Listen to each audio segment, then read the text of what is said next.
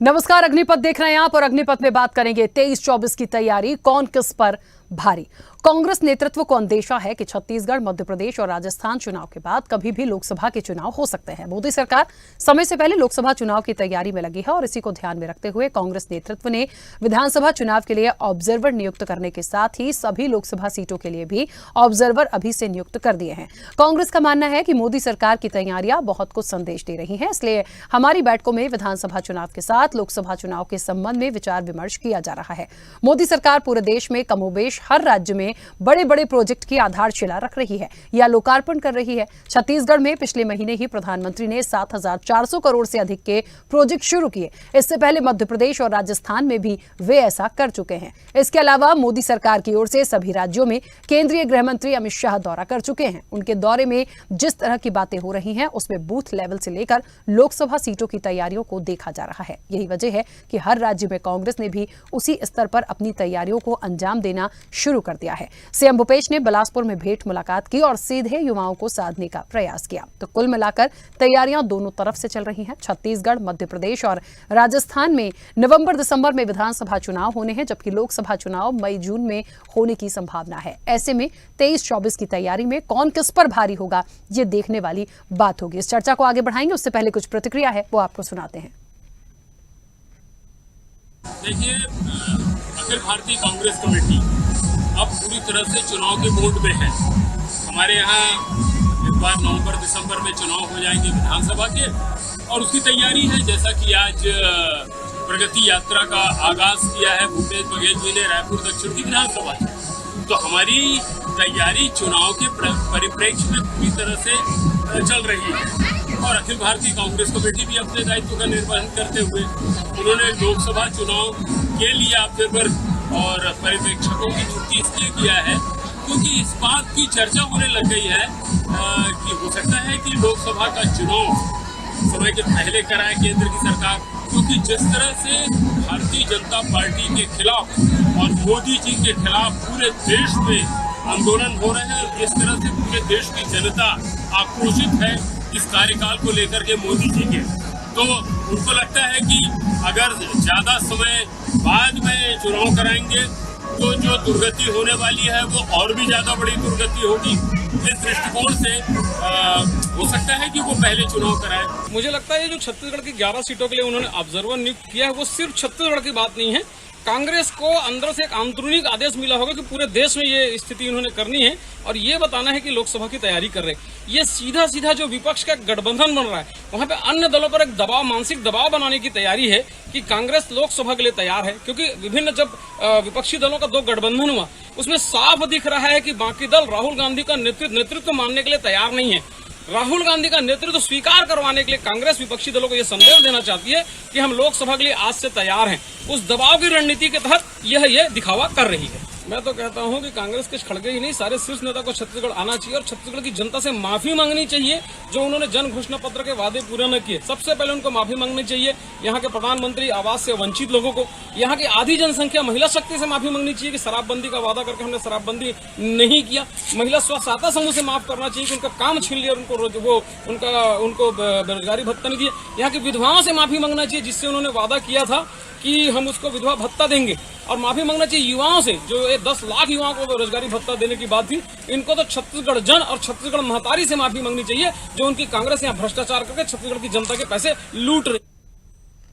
चलिए, तो विधानसभा की भी बात हो रही है, साथ में लोकसभा की भी बात हो रही है और बड़ा सवाल है कि कौन किस पर भारी होगा। ये अमूमन होता है, लेकिन जिस तरह से ऑब्जर्वर नियुक्त किए गए हैं वाकई में दोनों जगह के लिए करने के पीछे की बात वही है जैसा कहा जा रहा है या कुछ और है। मैं इस चर्चा को आगे बढ़ाऊंगी। हमारे साथ मेहमान जुड़े हैं, सबसे पहले आपका परिचय करा दे। कांग्रेस का पक्ष रखने के लिए रवि ग्वालानी जी हमारे साथ जुड़े। रवि जी, बहुत स्वागत चर्चा में जुड़ने के लिए। बीजेपी का पक्ष रखने के लिए के.एस. चौहान जी हमारे साथ जुड़े। के.एस. चौहान जी, आपका भी बहुत स्वागत है। चर्चा की शुरुआत सबसे पहले रवि ग्वालानी जी आपसे करना चाहती हूँ और स्पष्ट रूप से और अच्छे से जानना भी चाहती हूँ कि जो ऑब्जर्वर नियुक्त किए गए हैं विधानसभा के लिए और लोकसभा के लिए। इस वक्त पे ही उनकी नियुक्ति कर देने का मकसद एक्चुअल में क्या है? वाकई में जो कहा जा रहा है कि जो बीजेपी है वो इलेक्शन पहले करा सकती है, कोई भरोसा नहीं मोदी सरकार का, क्या इन तमाम चीजों को लेकर, या फिर कुछ और है, या आपको लग रहा है कि उनकी तैयारी बहुत ज्यादा तेजी से चल रही है इसलिए भी है? मतलब हम पूरा ओवरऑल सब ले रहे हैं। आज हम अब छत्तीसगढ़ तो करेंगे, लेकिन लोकसभा के लिए भी ये भी नियुक्ति हो रही है, तो इसके पीछे का मुख्य मकसद क्या? जी, आज प्रदेश में हमारी सरकार है, केंद्र में हमारा जो नेतृत्व है वो पूरे आक्रामक तरीके से देश में काम कर रहा है। हर तरह से जहां जहां बीजेपी की गलतियां हैं, क्या क्या बीजेपी ने बातें कही थी, और वर्तमान में देश के जो माहौल बना हुआ है, खासकर अगर नॉर्थ ईस्ट में मणिपुर की बात करें तो हर तरफ हमारी पार्टी ध्यान दे रही है और सब चीज को ध्यान में रखते हुए काम कर रहे हैं। आज अगर आप बात करेंगे 2023 में जो चुनाव होने वाले हैं या 2024 में जो देश के आम चुनाव होने वाले हैं, तो कांग्रेस पार्टी तैयार है, कांग्रेस पार्टी मेहनत कर रही है, ग्राउंड जीरो में अपने नेताओं को, अपने कार्यकर्ताओं को भेज रही है और बोल रही है कि जाकर के जमीनी स्तर में आप लग जाओ, क्या क्या जनता की मांगे हैं उनके अनुरूप काम करो। क्योंकि 9 वर्ष में भारतीय जनता पार्टी ने आज देश को कहां से पहुंचा दिया है, कहां पहुंचा दिया है, ये किसी से छिपा हुआ नहीं है। वो चाहे आप डॉलर की बात करिए, पेट्रोल के रेट की बात करिए, महंगाई की बात करिए, या 2 करोड़ लोगों को रोजगार देने की बात करिए, हर तरफ से केंद्र में बैठी हुई मोदी सरकार फेल है। लॉ एंड ऑर्डर भी उनसे पूरा का पूरा डिस्टर्ब हो चुका है। आज मणिपुर आग में झुलस रहा है। तो ऐसे में अगर किसी को ये पूरा काम करना पड़ेगा, अगर जनता को किसी से उम्मीद है तो वो सिर्फ और सिर्फ कांग्रेस पार्टी से उम्मीद है। कांग्रेस पार्टी ग्राउंड जीरो में काम कर रही है और हमें पूरा भरोसा है कि 2023 में छत्तीसगढ़ में पुनः हम 3/4 से ज्यादा बहुमत की सरकार बनाएंगे और केंद्र में हम इस बार मोदी सरकार को उखाड़ फेंकने में कामयाब रहेंगे। और हमारी कांग्रेस पार्टी की जो हमारा नया गठबंधन INDIA इंडिया है, हमारा इंडिया गठबंधन इस बार आएगा और जनता जो है भारतीय जनता पार्टी को दिखा देगी कि आप लोगों ने सिर्फ बातें कही, आप लोगों ने बड़े बड़े वादे किए, आप लोग सिर्फ टीवी में आकर के भाषण दिए, आप लोगों ने अपने बड़े बड़े पोस्टर लगा दिए कि अब की बार महंगाई की मार, अब की बार मोदी सरकार, इस तरह के बड़े बड़े पोस्टर लगा दिए। लेकिन इन पोस्टरों से कुछ नहीं होगा। अगर कोई काम कर सकता है तो केवल और केवल कांग्रेस पार्टी कर सकती है। कांग्रेस पार्टी इस बात को समझ रही है और प्रदेश में ऑब्जर्वर नियुक्त करने हो या बाकी जगह पे जो हमारे नेताओं का एक निर्देश हो रहा है, एक एक टीम तैयार कर रहे हैं। अगर कोई भी स्थिति चुनाव आयोग लेता है, कल चुनाव आयोग अगर जल्दी चुनाव कराए, चुनाव आयोग समय पे चुनाव कराए, जिस समय भी वो चुनाव कराना चाहेगा, हम तैयार हैं हम। और छत्तीसगढ़ प्रदेश की बात करेंगे तो हम कहेंगे भूपेश है तो भरोसा है। चलिए ठीक है। मतलब मुझे ऐसा लग रहा था कहीं ऐसे कोई डर वाली बात तो नहीं है मोदी सरकार से, इसलिए हमने इतनी बात निकाली थी। खैर ठीक है। KS चौहान जी, क्या तैयारियां भारतीय जनता पार्टी की, क्या सच में ऐसा कुछ करने वाले हैं आप लोग कि पहले से लोकसभा भी आपका प्लान चल रहा हो, विधानसभा तो ठीक है टारगेट है ही, लोकसभा भी करा ही लेंगे, मई जून की बात हो रही है, क्या ऐसा कुछ है? जो कुछ भी है, लेकिन ये एक वो कहते हैं ना कि वो खतरे की घंटी जो होती है कि कुछ भी हो सकता है। बहुत सारी चीजें केंद्र सरकार ऐसी कर रही है कि बाद में क्या देती है, हमें तो अधिकार है और विरोध करने का अधिकार किसी को है ही नहीं। तो क्या ये वैसी कुछ चीजें यहाँ भी हो रही है इलेक्शन में? राखी जी, बिल्कुल अधिकार है, लेकिन अधिकार कानून के दायरे में रह गए, अधिकार संविधान के दायरे में रह गए। ये बिल्कुल सही बात है कि भारतीय जनता पार्टी सिर्फ वही करेगी जो जनता के लिए सही है, जो देश काल और परिस्थिति के हिसाब से सही होगा वो करेगी। लेकिन चुनाव कराना, सबसे पहली बात तो ये है कि कांग्रेस के नेताओं को ये पहले क्लियर करना चाहिए कि चुनाव करवाना और उसकी तिथि तय करना पहले होगा कि बाद में होगा, तो ये सबसे पहले जो निर्वाचन आयोग है केंद्र का, वो तय करता है, वो राज्य का भी और केंद्र का भी। हाँ, इसमें सहमति रहती है, इसमें प्रोपोर्शनेटली सहमति रहती है, मैं मानता हूं। दूसरी बात यह है, इनका गठबंधन हो रहा है राखी जी, INDIA इंडिया, जिसमें जो इनका प्रतिनिधित्व कर मिस्टर इंडिया जो दिखाई नहीं देते, ये मेन इनका प्रॉब्लम है। और एक और बहुत सटीक चीज इनके ऊपर लागू होती है कि बेगानी शादी में अब्दुल्ला दीवाना। अरे आपको अपना नेता मान कौन रहा है? आपने 2014 और 2019 की टोटल अगर आप सीटें मिला लेंगे ना तो भी आप बहुमत में नहीं आ पाएंगे। कांग्रेस की पार्टी की बात कर रहा हूं। पिछले 10 सालों में राखी जी, पिछले 10 सालों में 90% चुनाव कांग्रेस पार्टी हारी। इन्होंने एक बुलाया था प्रशांत किशोर जी को, जो उन्होंने साफ साफ बोला कि अगर आप यूपीए का अगर जो प्रेसिडेंट है सोनिया गांधी जी हट जाएं और गैर कांग्रेसी आएगा तो आपकी स्थिति सही होगी, नहीं तो सही नहीं होगी। लेकिन सोनिया गांधी जी मानने वाली नहीं, इस वजह से INDA का ये हुआ। आज सिर्फ और सिर्फ सोनिया गांधी जी की नहीं चल रही है, जो कि पिछले 5 साल जो सोनिया गांधी के सामने कोई बैठता नहीं था, आज ममता बनर्जी उनके बाजू में बैठती हैं और सम्मान पूरा एकदम समान रूप से दिया जाता है। इसका मतलब क्या है? इसका मतलब यह है कि आप कहीं नहीं हैं जहां आप दूसरों के भरोसे हैं, आपका खुद का ही अता पता नहीं है। आज ये सरकार बनाने की स्थिति में नहीं है, आज ये विपक्ष में रहने की लड़ाई है कि विपक्ष में विपक्ष का नेता कौन रहेगा वो भी डिसाइड नहीं कर पा रहे हैं। लेकिन के.एस. चौहान जी ताकत के साथ लड़ने की तैयारी में हैं। जी सुनिए मेरी बात, लड़ना हर एक आदमी का अधिकार है और ये लोकतंत्र हमारे को देता है, बिल्कुल देगा। और ये हमारे भारत की खूबसूरती है कि अगर किसी के पास कुछ भी ना हो तो भी वो प्रधानमंत्री बनने का दावा कर सकता है। ये बिल्कुल ये लोकतंत्र की हमारी खूबसूरती है। जिसको कुछ भी ना आता हो, जिसको एक धोती बांधनी भी ना आते हो, धोती खुल जाती हो, वो भी प्रधानमंत्री का दावा कर सकता है।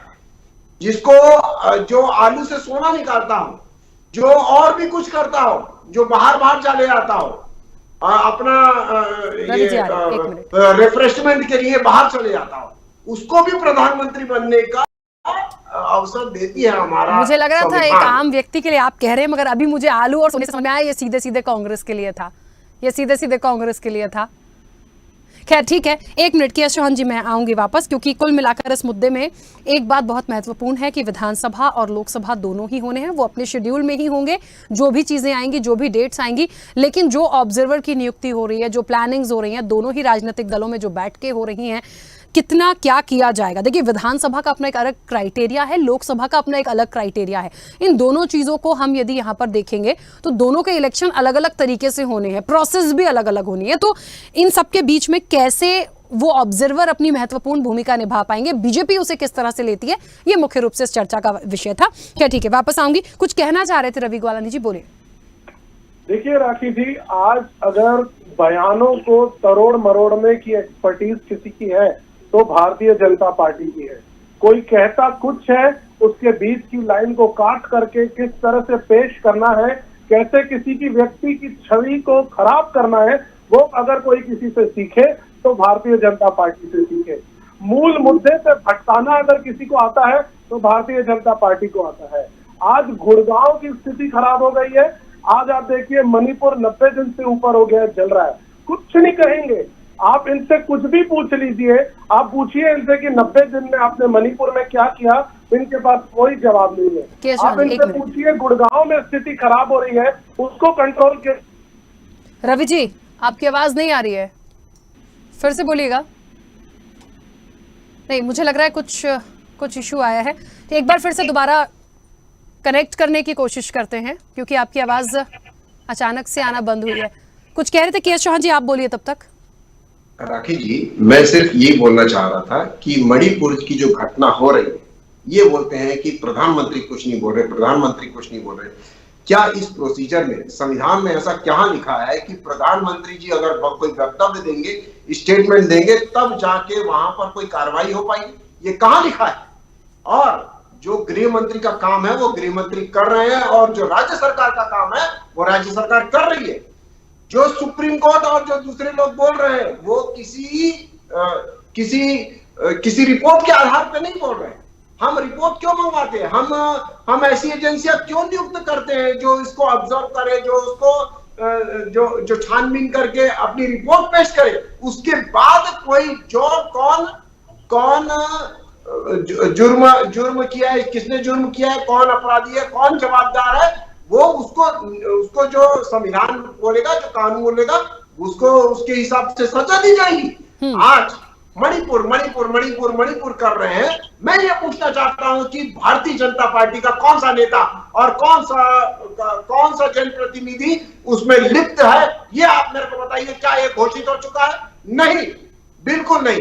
आज ऑब्जर्वर वहां बैठे हुए हैं और देख रहे हैं, जो रिपोर्ट आई जाएगी उसके बाद निर्णय लिया जाएगा। और जो मैं आपके प्रतिष्ठित चैनल में ये वादा करता हूं कि हमारी भारतीय जनता पार्टी या जो न्यायपालिका हमारी है, हमारे को पूरा भरोसा है, वो न्यायपालिका अपने हिसाब से काम करेगी, विधायिका अपने हिसाब से काम करेगी, केंद्र सरकार अपने हिसाब से काम करेगी, कार्यपालिका अपने हिसाब से काम कर रही है।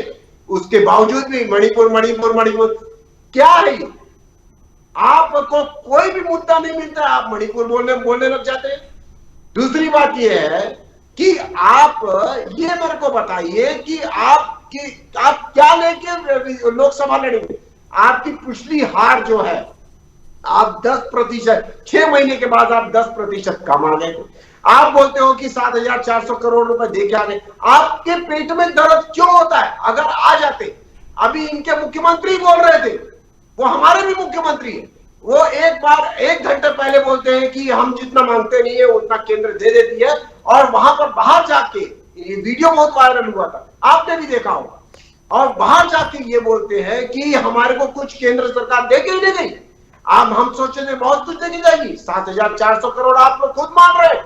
उसके बाद भी आप लोग के पेट में दर्द होता है कि दे के क्यों चले गए? अरे भारत है उनके, और हम भारत के नागरिक पहले उसके, और हमारा पूरे संसाधनों पे हक है। हमारा प्रधानमंत्री हमारे को क्यों नहीं देके जाएगा? ठीक है, क्योंकि केएस चौहान जी, ठीक है, एक छोटा सा सवाल है, उसके बाद क्योंकि रवि जी भी दोबारा कनेक्ट हो गए, उनसे मैं उनकी बात भी पूरी रखवाऊंगी। मुझे ये बताइए कि जिन ऑब्जर्वर को लेके बात हो रही है विधानसभा और लोकसभा के लिए, क्या भारतीय जनता पार्टी भी ऐसा कुछ करने की प्लानिंग में है, या ऐसा कुछ लग रहा है होगी? और क्या ये ऑब्जर्वर ही होंगे जो नैया को पार लगाएंगे? ऑब्जर्वर सिर्फ ये कहता है कि हम अनुकूल स्थिति में है कि नहीं है, या हमारे को क्या करना चाहिए, या कौन से मुद्दे उठाने चाहिए, या कौन सा हम लोग को घोषणा पत्र में करना चाहिए, हम लोग क्यों जीते, कैसे जीते और कैसे ना जीते, ये सब ऑब्जर्वर का काम रहता है। दूसरी बात यह है कि भारतीय जनता पार्टी काम में विश्वास रखती है। अगर हमने गुड गवर्नेंस चलाई होगी, अगर छत्तीसगढ़ के 11 सीटों में हमने कोई काम किया होगा, तो अगली बार निश्चित रूप से हमारे को वोट मिलेगी और भारतीय जनता पार्टी को पूर्ण बहुमत से फिर से सरकार बना रही है। ठीक है, उसके बाद भी ये मतलब कांग्रेस को अपने खुद के ऊपर भरोसा नहीं है। आप खुद बताइए कि आपका चेहरा कौन है? ठीक है, आपका विपक्ष का चेहरा कांग्रेस का तो छोड़ दीजिए। ठीक है केएस चौहान जी, ठीक है, रवि ग्वालानी जी अपनी बात रखिएगा, मगर इसका जवाब भी दीजिएगा कि क्या वाकई ये जो ऑब्जर्वर हैं इनसे नैया पार लग पाएगी दोनों ही जगह, विधानसभा लोकसभा? राखी जी आवाज आ रही है मेरी? हाँ आ रही है, बोलिए। ठीक है राखी जी, मैं अपनी बात वहीं से शुरू करूंगा। मैं कह रहा था कि आज के समय में भारतीय जनता पार्टी भयभीत हो चुकी है और ये लोग पूरी तरीके से लॉ एंड ऑर्डर मेंटेन करने में फेल होते जा रहे हैं। आज देखिए गुड़गांव में क्या स्थिति है, किसी से छिपी नहीं है। 90 दिन से मणिपुर जल रहा है। ये कह रहे हैं कि प्रधानमंत्री क्यों जवाब दे, गृह मंत्री जी जवाब दे रहे हैं। मैं ये कहना चाहूंगा कि जवाब दे ना दे वो एक अलग विषय है, लेकिन 90 दिन से पूरा का पूरा मणिपुर जल रहा है। मणिपुर में लॉ एंड ऑर्डर खत्म हो चुका है। हमारे ही देश में हमारे भाई लोग लड़ रहे हैं, कोई किसी को मार रहा है, कोई किसी को काट रहा है, कोई किसी की बहनों के साथ पता नहीं क्या क्या व्यवहार कर रहा है। क्या उनके लिए एक्शन नहीं लेना चाहिए? क्या हम इंतजार करेंगे 90 दिन का या 76 दिन का, या इस तरह के कोई वीडियो जो आए हैं ऐसे और वीडियो के सामने आने का? बात यहाँ ये हो रही है कि एक्शन क्यों नहीं लिया जा रहा है। आज केंद्र में इनकी सरकार है, हमारी देश की सेना जो है वो बैठी हुई है। सेना को भेज करके ये लोग मणिपुर कंट्रोल क्यों नहीं कर पा रहे हैं? आज पूरी तरीके से लॉ एंड ऑर्डर को वहां खराब और क्यों होने दिया जा रहा है। मणिपुर हमारा जो है वो दूसरे देशों से भी घिरा हुआ है, वहां से बांग्लादेश नजदीक है, वहां से म्यांमार नजदीक है, तो ऐसे में हमें क्या उसको सेंसिटिव मैटर को लेना नहीं चाहिए ठीक से। भारतीय जनता पार्टी फेल होती हुई नजर आ रही है और कांग्रेस पार्टी ने इसका जो है बीड़ा उठा लिया है।